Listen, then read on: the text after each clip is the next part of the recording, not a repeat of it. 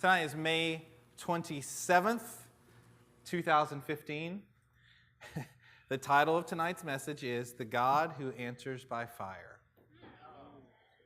We already had a little bit of that tonight, so we're gonna hopefully keep that going. The God Who Answers by Fire.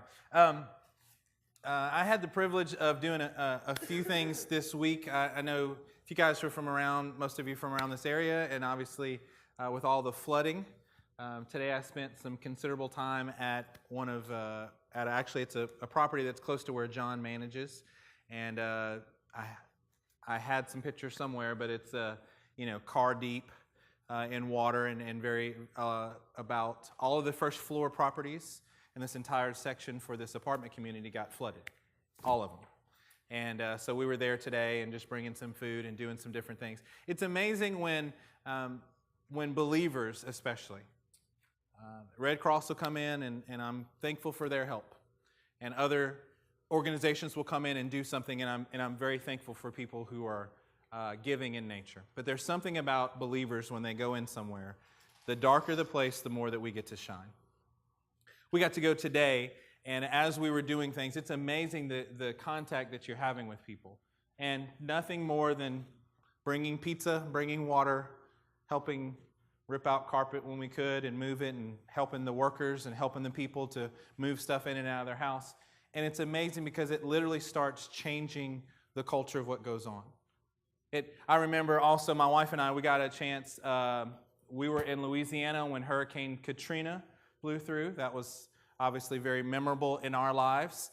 I was in Baton Rouge, so the storm didn't impact us very much. But we got a chance to go down to New Orleans a few days after the hurricane hit. So we're within 1 week of the time span. I think it was about 4 or 5 days, and we got asked to go down there. And we were part of a group, and they gave us these orange T-shirts to wear. The name of the nonprofit organization that we were going with was PRC Compassion. Never heard of the group before.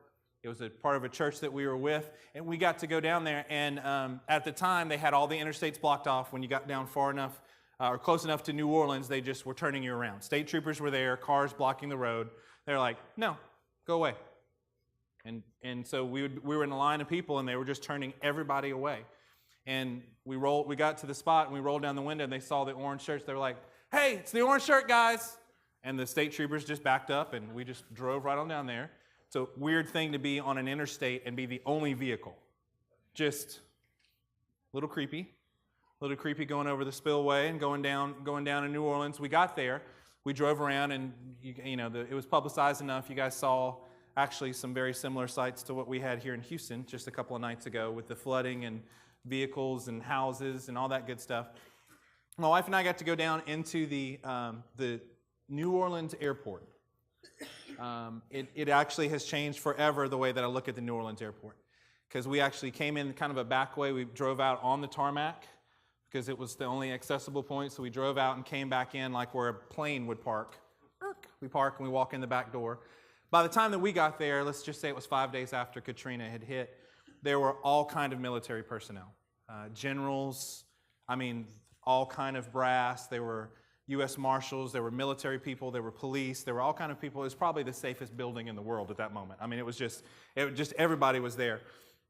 And what we did was our orange shirts, I found out, actually gave us a higher rank than anyone else on the property. We had full access. We would go somewhere. We got to one of the gates. You had 12-hour shifts that we had to do, so it was like 7 p.m. to 7 a.m. that we went in there. And so at one of the gates on the C concourse, had a group of people, so I just started going up and talking to them. They had been there, they got literally pulled out of the water, got put there, and it had been about 10 hours since they had gotten out of the water, so I was just talking to them. I was like, hey, are you guys, have you eaten yet? Or as you say in country around, jeet yet? Right, jeet yet? Well, we were talking to them, and none of them had eaten, so I was just like, you guys literally, just stay right here, give me 10 minutes, and I will find food for all of you people. And so I went over, and had to go downstairs, and I found out where they were keeping all these MREs, the meals ready to eat. The military rations were there, stacks of them, pallets full. And there was a general that was standing there talking to someone else. I said, excuse me, General, I'm going to take this pallet of food and go feed people now. Is that all right with you? Oh, yeah, great. So I took a whole pallet and we fed the people. We keep doing this all night. We're finding people. They're bringing people in. We get to the point where it's about 2 or 3 in the morning and things have slowed down just a little bit. And it's a little quiet, so we just decided we're going to keep working, like what real believers do. We grabbed mops and we started mopping. I mopped a humongous portion of the sea concourse in the New Orleans airport. Never will I look at that the same. I'm like, this is a lot of ground to mop. This is a lot of space. But so from 2 to 4 or 5 in the morning, we're just making ourselves useful as teams, and I was mopping the floor, and I just loving the Lord and just kind of thinking about things and just kind of praying to myself, and I had my head down and just wiping the floors, and I didn't realize, but I kind of look up, and as a general, 3-star or 4-star general, I don't remember, we'll go with 3-star, that kind of stood there, and he had his entourage. 3 in the morning, 3-star general, entourage. And I'm like, hey, excuse me, General, sorry for standing in your way.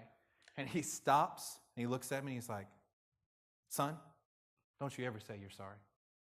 You guys, meaning the orange shirt guys, that's actually what they were called, you orange shirt guys are doing more for us than we can imagine. Actually, you guys are doing the best work in this whole airport right now. We're like, that's interesting. Basically, we were doing all the things that nobody else wanted to do. We were taking care of the people. There was lots of logistics. There was lots of things running around. But what I realized in those moments and like just this past few days with all these flooding that have taken place, as believers, we do best when things are the hardest. When it's the darkest outside, our light that we possess because of Christ, it shines brighter when it's darker out there. Sometimes we lament because of how dark things are getting. I understand that where that's coming from. The thought that has been rolling over in my heart and in my mind the last few days is, the darker it gets, the brighter I should be. The darker it gets, the brighter I get to shine. The darker it gets, one little light starts to make an incredible impact. And they notice that it's something different. You guys know we're at a church here. We're not trying to be like the world. We're trying to be very distinct from everyone else. Not only are we trying to be distinct from the world, but we're trying to be distinct from churchianity. Not Christianity, not the truth of the word, but we're trying to stay away from even a cultural Christianity that starts to be something other than Christianity because of the light that we possess. As I was thinking about this passage here in 1 Kings 18, this is where my thoughts took me to as I was thinking about being a light and really standing out. Just a little bit of background. In 1 Kings 16, you find out that King Ahab came into power. King Ahab. Let's look at 1 Kings 16, verse 29. In the 38th year of Asa, king of Judah, Ahab, son of Omri, became king of Israel, and he reigned in Samaria over Israel 22 years. Everybody say 22 years.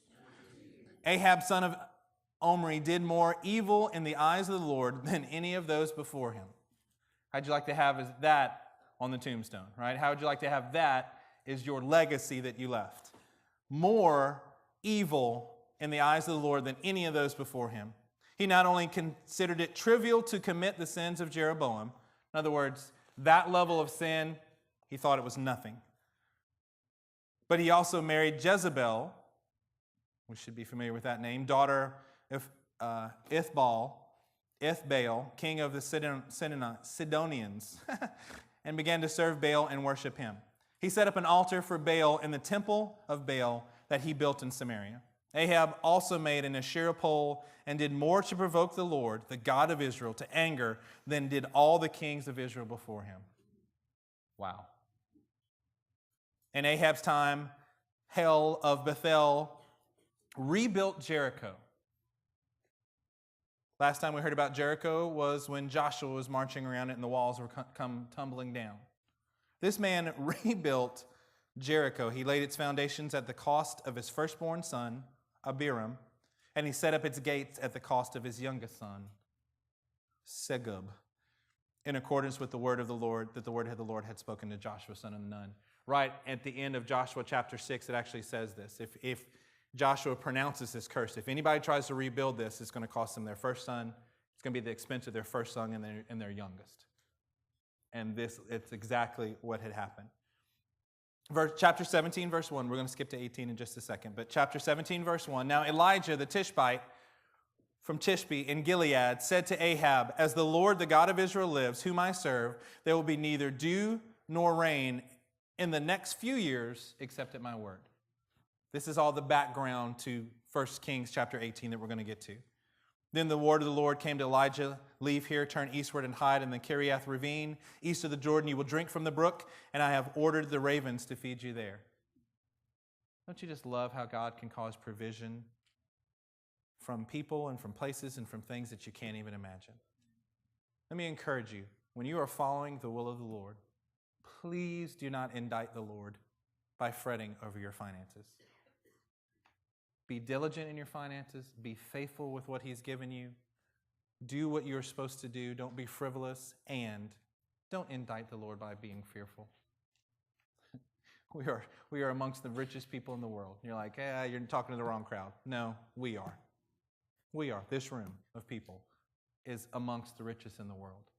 Let's not cause our hearts to trouble or tremble if there are all the zeros in your bank account are in the wrong place, right? They're coming before the decimal. Now, on down to chapter 18 and verse 1, it says this: "After a long time," everybody say, "a long time." After a long time, in the third year, the word of the Lord came to Elijah, "Go and present yourself to Ahab, and I will send rain on the land." So we've been approximately 3.5 years now between the time that he originally said it and now. So Elijah went to present himself to Ahab. Now the famine was severe in Samaria. I love the fact that the Bible's clear on things. You know, Jesus went and fasted for 40 days, and it says, and he was hungry. You're like, duh. But it's filling you in on the important details to understand that this is exactly what you think it would be. And Ahab had summoned Obadiah, who was in charge of his palace. Obadiah was a devout believer in the Lord. This is not the prophet Obadiah. This is a servant in Ahab's house. While Jezebel was killing off the Lord's prophets, Obadiah had taken 100 prophets and hidden them in 2 caves, 50 in each, and he had supplied them with food and water. Ahab had said to Obadiah, "Go through the land to all the springs and valleys. Maybe we can find some grass to keep the horses and mules alive so we will not have to kill any of our animals." It's so bad they can't even find grass to feed their horses, right? Which is an amazing thing. It makes it even more amazing that Obadiah hid 100 people and provided them with ongoing food and water to sustain these prophets, which I think it's kind of hilarious. I was talking to Pastor Matt earlier, and I went, what was he feeding? He was feeding them with the food that was coming from Jezebel's very house. She was trying to kill prophets, and this guy, because he was the governor, he was the manager of the home, was taking food, was siphoning off food to make sure that God's people, again, were going to get provided for. Verse 6, "So they divided the land that they were to cover, Ahab going in one direction and Obadiah in another. As Obadiah was walking along, Elijah met him. Obadiah recognized him and bowed down to the ground and said, 'Is it really you, my lord Elijah?' 'Yes,' he replied. 'Go tell your master, Elijah is here.'" Pretty clear instructions, and then Obadiah has a very interesting response. "What have I done wrong?" asked Obadiah, "that you are handing your servant over to Ahab to be put to death?" Wait, what? "As surely as the Lord your God lives, there is not a nation or kingdom where my master has not sent someone to look for you." Over that 3.5-year period, he's trying to find where Elijah was. Would you come back and fix this problem that you created? And whenever a nation or kingdom claimed you were not there, he made them swear that they could not find you. But now you tell me to go to my master and say, 'Elijah is here.' I don't know where the Spirit of the Lord may carry you when I leave." Now, Ahab had a legacy that was said he is the most evil man that had ever come at that point as king of Israel. Elijah has such an incredible legacy that he's living. It's such an incredible walk with the Lord that Obadiah is afraid that God is going to just transport him somewhere. That's the fear. Look, I'm going to go get my master, and when I come back, you're going to be like gone. Like we might even see you on the way there, and you'll just poof, and you're out of here. Right? If I go and tell Ahab and he doesn't find you, he will kill me. Yet I, your servant, have worshiped the Lord since my youth. Don't you like it when people try to read their resume to you? Right? If you're out somewhere in your restaurant and you start talking to them and they find out that, you're involved in church, or you work in a church, or you serve God wholeheartedly, don't they start reading a resume to you? Well, I went to vacation Bible school when I was 4. And you're like, oh, very nice. Excellent. Right? Yet I, your servant, have worshiped the Lord since my youth. Haven't you heard, my Lord, what I did while Jezebel was killing the prophets of the Lord? I hid 100 of the Lord's prophets in 2 caves, 50 in each, and supplied them with food and water. And now you tell me to go to my master and say, Elijah is here. He will kill me. I love the real people that are in the Bible. Elijah said, as the Lord Almighty lives, whom I serve, I will surely present myself to Ahab today. In other words, calm down there, Junior. I'll be here when you get back, right? Now, this is part of the story that gets a little bit more familiar. So Obadiah went to meet Ahab and told him, and Ahab went to meet Elijah. When he saw Elijah, he said to him, is that you troubler of Israel? A, I'm not the troubler of Israel. B, I didn't cause the famine. This is in the drought. This is something that God had ordained. Well, but we'll pin it on Elijah here. Verse 18, I have not made trouble for Israel, Elijah replied, but you and your father's family have. You and your daddy and your mama. You have abandoned the Lord's commands and have followed the Baals. Like, let's really get down to it. When you start having conversations with people and they try to throw things at you, all you Christians are hypocrites. Hang on just a second. Hang on just a second. Perhaps you're upset at the sin in your own life and now you're transporting that to me. Let's calm down here just a minute. Let's go ahead and really dig into this and find out what it is that you're upset about. So tell me why you're so angry at that. That's a typical response that I'd have. All you Christians, so tell me what made you so angry. Were you ever in church? Oh, well, and that's exactly what Elijah did. Now, some of the people, and then he tells Ahab this, now some of the people from all over Israel to meet me on Mount Carmel and bring the 450 prophets of Baal. Everybody say 450. 450. And the 400 prophets of Asherah. Everybody say 400. 400. Now, I'm thinking that's about 850 people. Right? Somewhere close to there. This is an interesting phrase after, who eat at Jezebel's table. Now, that could be very little, and there could be 850 people that sit around Jezebel's table. Or it could be that these people have the exact same spirit that Jezebel has about her. They're all, as they say, birds of a feather who are flocking together. She's actually trying to kill the prophets of the Lord, and these guys have found favor with her, so they're all kind of in cahoots together. Verse 20, so Ahab sent word throughout all Israel and assembled the prophets on Mount Carmel. Elijah went before the people and said, how long will you waver between 2 opinions? If the Lord is God, follow him, but if Baal is God, then follow him. Kind of reminiscent of a Joshua in chapter 24. It says, choose this day who you're going to serve. Like, if you're going to do this, let's just do it wholeheartedly. Let's not do it with a half-hearted commitment here. Choose this day. How long will you waver between 2 opinions? How long are you actually going to have an idolatrous spirit about you? Where you think that you can mix the things of God and the things of the world. When you put those 2 things together, you no longer actually have the things of God. It's contaminated. People try to look at it and go, well, we're going to mix both of these. No, you can't mix them. Once they're mixed, you no longer have the things of God. You have something else. How long will you waver between 2 opinions? If the Lord is God, then follow him. But if Baal is God, then follow him. Love the next few words. But the people said nothing. There's a group of people that they've assembled on Mount Carmel. There's 850 prophets, 450 and 400. They're all there, all these people, and Elijah's looking in and saying, make up your mind. Just make up your mind. Whatever you're going to do, just do it right now. And there's little, if it was a movie, they'd have the crickets chirping in the background, right? Everybody's just kind of looking at each other. But this is exactly what God is trying to cause them to do. This whole incident is nothing more than saying, choose. Choose the God that you're going to serve. Verse 22, then Elijah said to them, I am the only one of the Lord's prophets left. By the way, Elijah was being honest with what he felt, but he was not accurate in that. We find out in the next chapter that Elijah is not the only one left.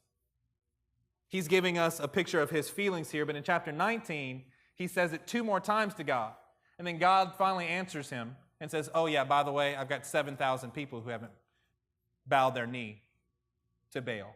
I got 7,000. You think you're the only one? I got 7,000 more.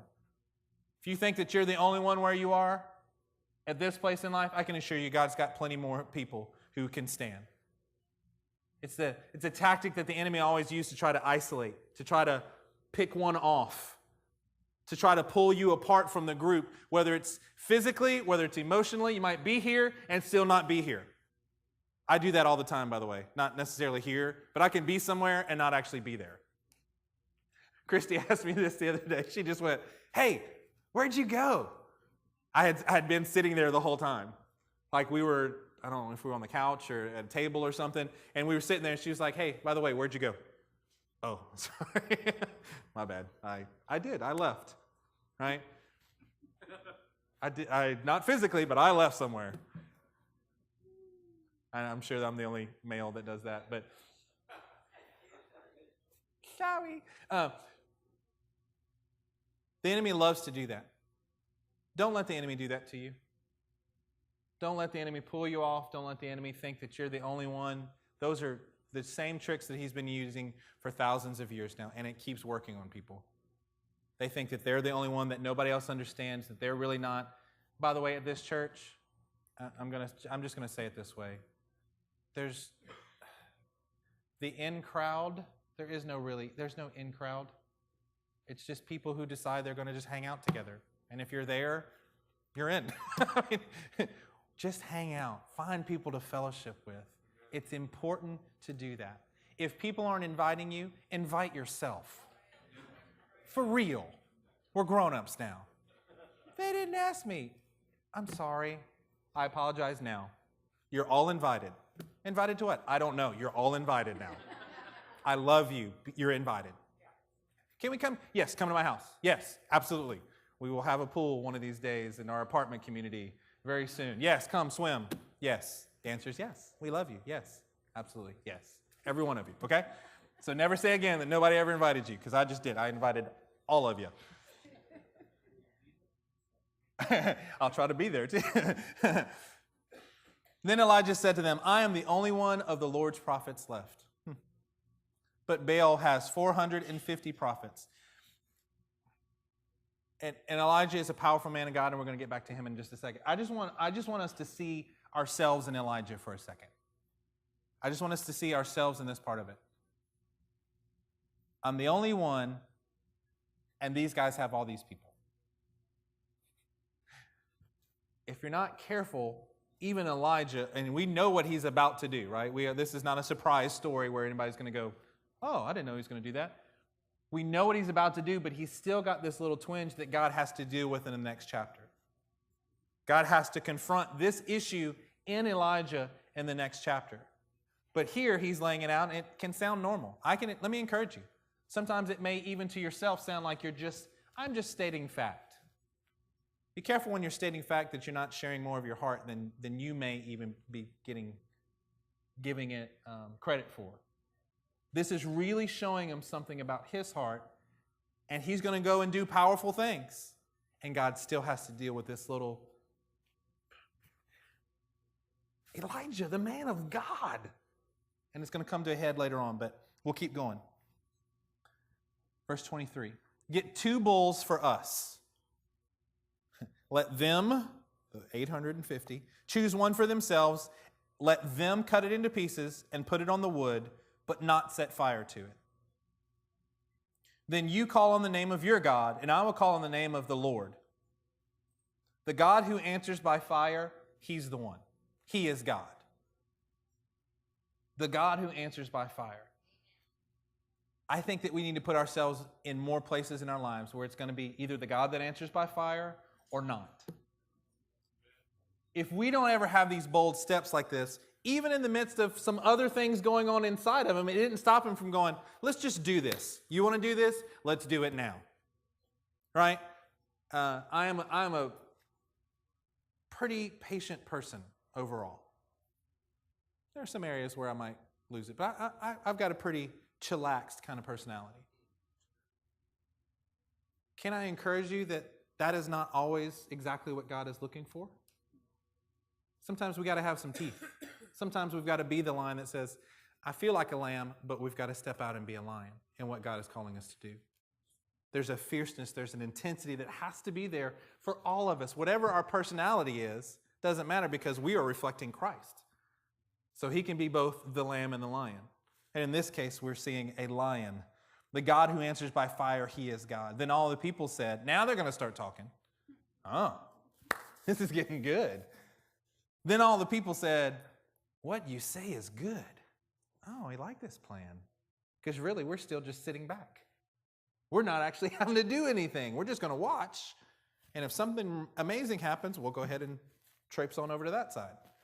Elijah said to the prophets of Baal, choose one of the bulls and prepare it first, since there are so many of you. Call on the name of your God, but do not light the fire. So they took the bull given them and prepared it. Then they called on the name of Baal from morning till noon. Wow. O Baal, answer us, they shouted. But there was no response. No one answered. And they danced around the altar they had made. At noon, Elijah shouted to taunt them, or he began to taunt them. Shout louder, he said. Surely he is a god. Perhaps he is deep in thought, or busy, or traveling. This is a very cleaned up version in the NIV.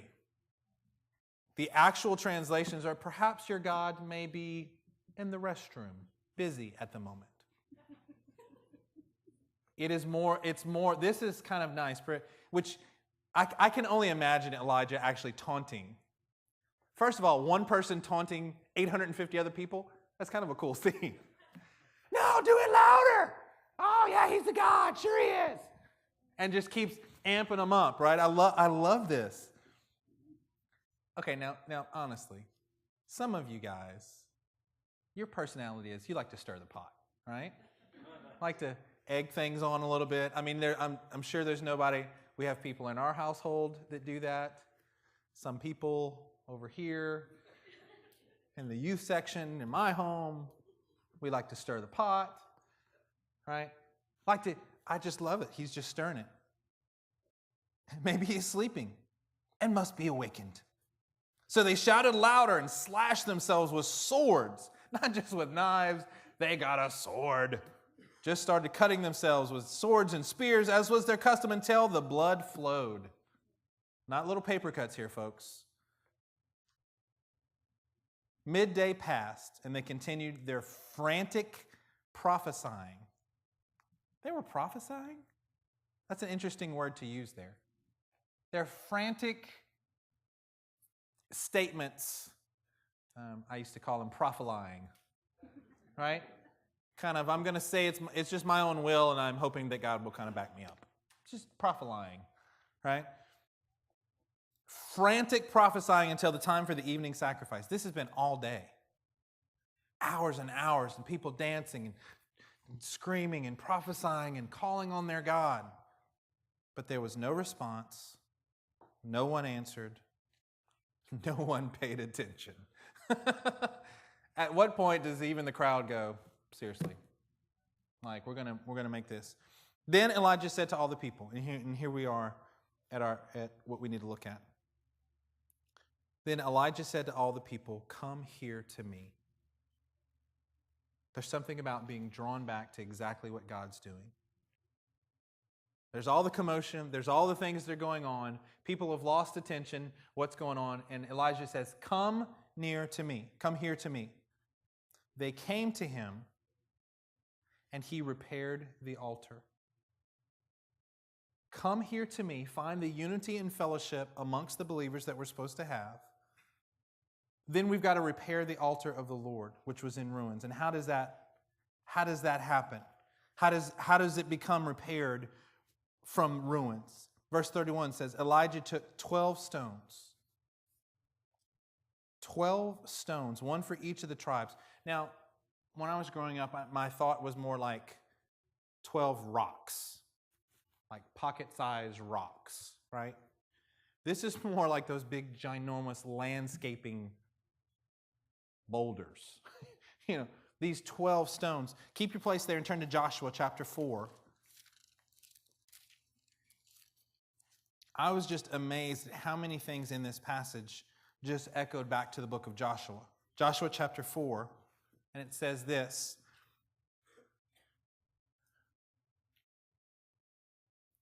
Joshua chapter 4.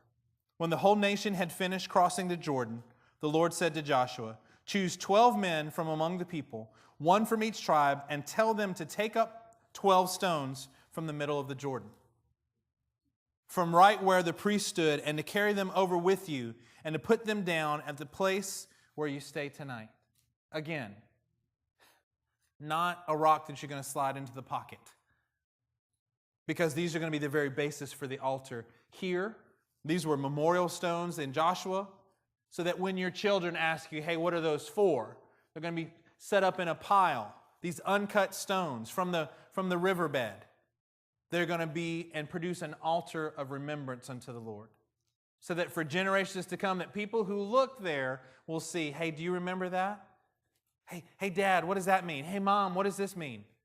Let me tell you about how our people crossed through not only the Red Sea, but we crossed through this Jordan River at flood stage. Let me remind you about what God has done. And then back in 1 Kings now. Verse 31. Elijah took 12 stones, one for each of the tribes, descended from Jacob, to whom the word of the Lord had come, saying, "Your name shall be Israel." As if the people didn't know this, right? Took 12 stones. The Bible goes through an explanation here which should be very, very plain, and yet it was important to denote that exactly what was happening. "Come here to me." They came to him and he repaired the altar of the Lord, which was in ruins. Elijah took those 12 stones, one for each of the tribes, descended from Jacob, to whom the word of the Lord had come, saying, "Your name, the Hashem, your name shall be Israel." Hold your place there. Turn to Genesis chapter 12. When the Bible's talking about the name, we know that it means about the character. It's referring to your character, to your body of work, to your reputation, to exactly what it is that you are called, what people see you as. Elijah is using this moment. He's saying, look, you've got to rebuild this altar. You've got to come together, come here to me, and there needs to be a rebuilding of those sacred places in your own life. So how do we start rebuilding sacred places? Well, let's start the rebuilding of the sacred places by remembering what God has done. Let's get 12 stones. Let's get one. Let's start to re-identify ourselves with exactly what God has done in our life. How is it that we as people can forget as much as we do?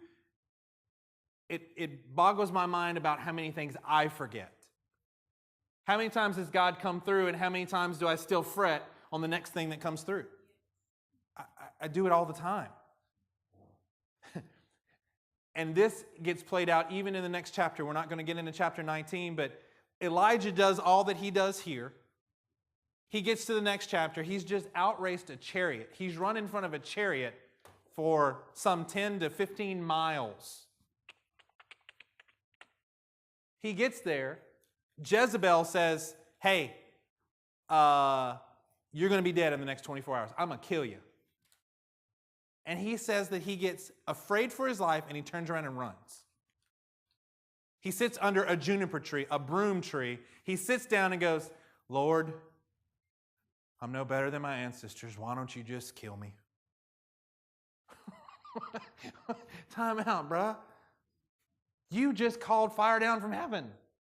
You just defeated 850 people. You just outran a chariot to the next town. You just did all this, and literally, in one continuous story, then he completely forgets, and he's like, look, I'm not worth anything.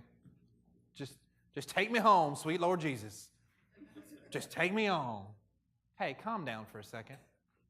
Just slow your roll. How quickly he forgot how quickly the people of God forget what he does in our life.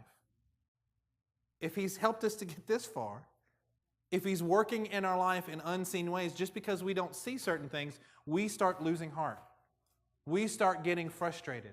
Well, God, I thought I'd be further along than I am right now. I thought that my life would look so different than it does now. Join the club. Welcome to Christianity. I can't tell you how different my life is now than what I had anticipated years ago.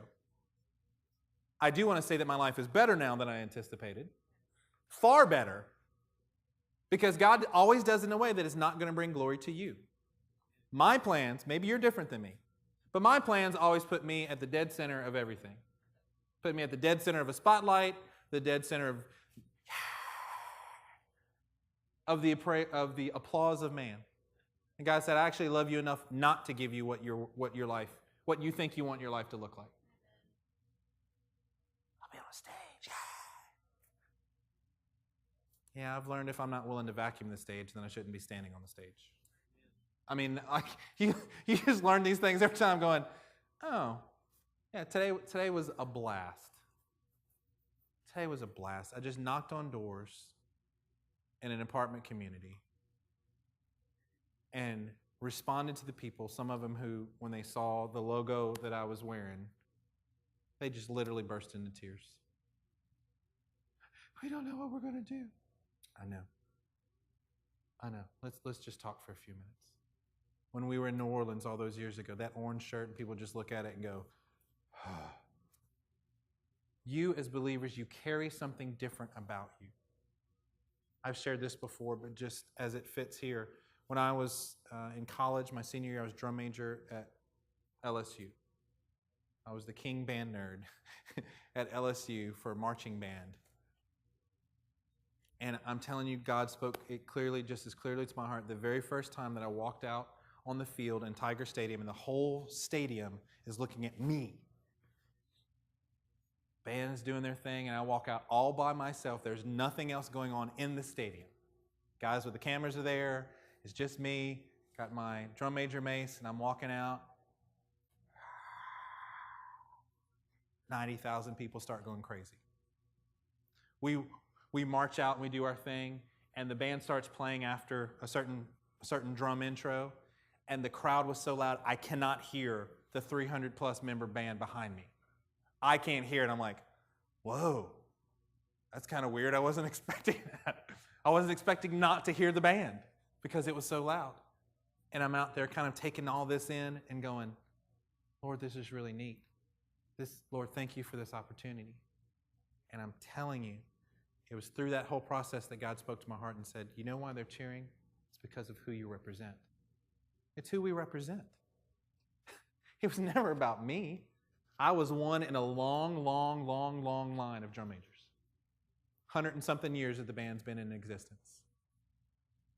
I'm part of a brotherhood, a sisterhood of these leaders in that group. I'm just one of many. That's exactly how I feel in the kingdom. Like, anytime that I get a chance to represent this church or talk to someone about this church, I love it because I know that whatever they say, I'm just getting to be a representative for you guys. There's no glory on mine. It's like, no, this is a real church. Like, you could really come to our church and actually be healed. It's crazy. Like, you can come and actually feel God's presence here. I don't know what to tell you. Like, you need to come. Please come. I'm representing these great people. I'm representing a great God who moves in spite of us. Come on. Genesis chapter 12 says this, the Lord said to Abram, leave your country, your people, and your father's household, and go to the land I will show you. I will make you into a great nation, and I will bless you. I will make your name great, and you will be a blessing. I will bless those who bless you, and whoever curses you, I will curse. All the peoples on earth will be blessed through you. And we know that this is the heptadic blessing, the sevenfold blessing that's here.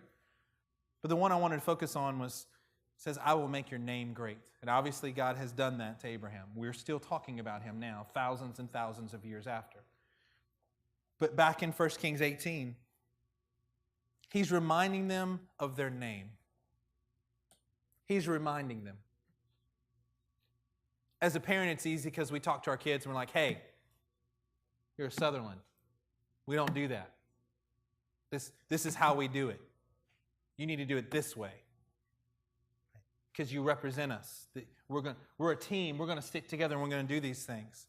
He's reminding them of their character and what their reputation and what their body of work should be. He's calling them back to remembrance. He said he's called for unity. He's called to remember the things that the Lord has done because of the 12 stones. He's reminded them of the name that they carry. Verse 32, with the stones he built an altar in the name of the Lord. And he dug a trench around it large enough to hold 2 seahs of seed. The trench part was not the normal part of an offering. You don't see that other places where the trench was dug around it. And the 2 seahs of seed. I was like, why are they measuring it with seed and we know they're going to fill it with water? Maybe sometimes we have to be thinking not only about ourselves, but about those who are going to come after us. The actual word there is zerah. It means seed, like as if you would plant a seed, but it also means offspring and your children and your posterity. I can see that it hints towards that here. Verse 33, he arranged the wood, cut the bull into pieces, and laid it on the wood. Then he said to them, fill 4 large jars with water and pour it on the offering and on the wood. Do it again, he said, and they did it again. Do it a third time, he ordered, and they did it a third time. So how many actual jars of water did they pour on the altar? 12. We have 12 stones representing the 12 tribes. We have 12 jars of water that are poured on this. The water ran down around the altar and even filled the trench. Verse 36, at the time of sacrifice, of the evening sacrifice, the prophet Elijah stepped forward and prayed, O Lord, God of Abraham, Isaac, and Israel. I love the fact, most of the time in the Old Testament you see Abraham, Isaac, and Jacob. It's the same person. Jacob's name was changed to Israel. We know who they were talking about. But I love the fact that because he's trying to recall them, this is your name. This is who you are. You are sons of Israel. He says, O Lord, God of Abraham, Isaac, and Israel, let it be known today that you are God in Israel and that I am your servant and have done all these things at your command. Lord, back me up here. Answer me, O Lord, answer me so these people will know that you, O Lord, are God and that you are turning their hearts back again. I am so glad that we serve a God who can turn people's hearts back again. We must keep our hearts pure, but let's not throw away the people whose hearts need to be turned back to Him. When we went out today, when you go out places, when you reach out, let's not forget about there are some who need to have their hearts turned back to Him. There are some who need to turn their hearts to Him, but there are some that just need to turn their hearts back. And let God be a God who answers by fire for them so that they will turn back. I just want to encourage us to always we've got to have a tension between us growing here and us seeing the them that's out there. That needs to be a constant, I hope that it's a constant thing in your life. I think us, my wife and I, my family, we're a cares team. You guys know that. I think that's one of the best things for us because it forces us not only to worry about this group of people, but to worry about the people that are literally our next door neighbors. Not some figurative version, but our literal next door neighbors. Do we know them? Are we making an impact on them? Are we talking to them about the Lord? Are we helping them to get their little girl on the bus when they can't do it? Are we being effective in the kingdom actually around us, actually in our own community? Because we want to keep that tension in us, where it's not just about this. Because I can tell you, my heart is to definitely think about you guys and to pray for you and to be thinking about this place, consumed with thoughts towards it. And I think that's good. And it's important that we say, Lord, would you turn their hearts back? Lord, would you remember these? Lord, would you highlight the ones that we should go out and find? Would you help us to notice those who are not noticed by anyone else? God, would you give us the opportunity to serve these people? Answer me, O Lord, answer me, so that these people will know that you, O Lord, are God, and that you are turning their hearts back again. Verse 38, then the fire of the Lord fell and burned up the sacrifice. Listen to this. The fire of the Lord fell. Amen. He's the God who answers by fire. It burned up the sacrifice. Well, amen. That's good. Yay. Oh, and the wood. Wow. Torched it. Turned it to ash. Oh, and the stone. Whoa. We're starting to get to some pretty intense heat, right? You can cook the bull. And now we're burning through the wood. We've burned the wood. We've burned the stone. We've burned up the stone. We've burned up the soil. And oh yeah, it licked all the water up that was being poured out. Completely annihilated this thing. Unless anyone come back and say, well, you had some trickery that you did. You started a fire. Maybe that really wasn't water. Hey, look. Our God who answers by fire will go so much further. He will consume the entire sacrifice, the entire remembrance that we've given, the very base that we have, the trench that we've dug around it, the wood that we've put on top, and the sacrifice. God will burn it all.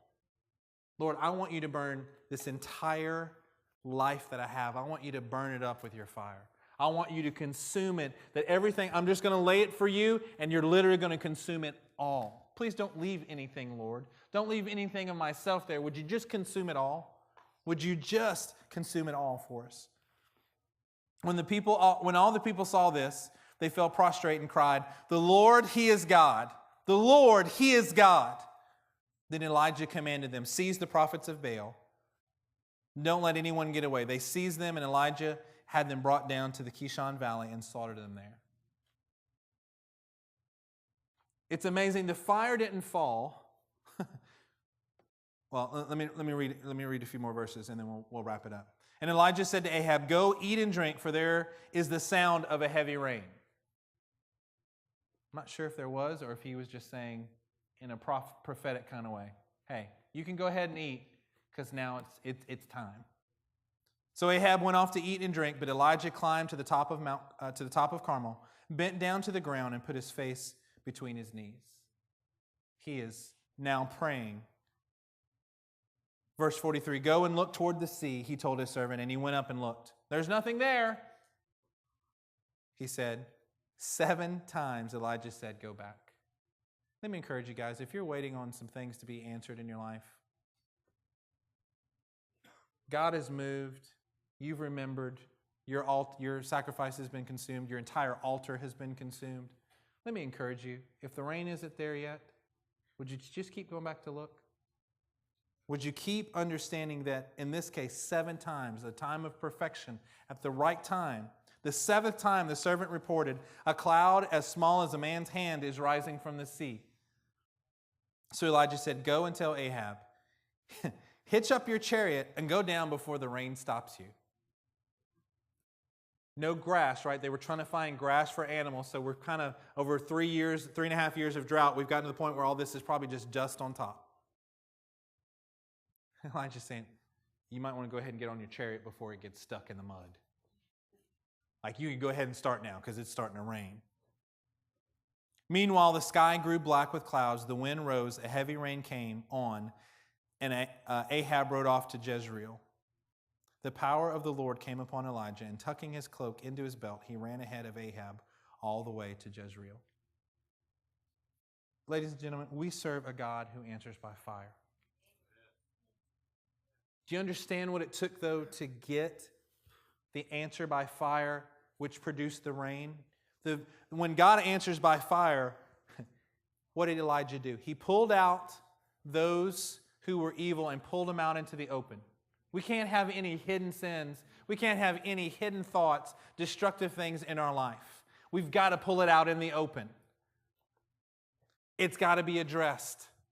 You've got to say, you need to pick whether you're going to serve God or you're going to serve Baal. Whether you're going to really serve God or whether you're going to serve our own emotions. You've got to figure out whether you're really going to serve God or kind of just do this thing but always be walking in fear, which is not really serving God, and you're trying to mix the fear with God, and I'm telling you, you get something else besides God.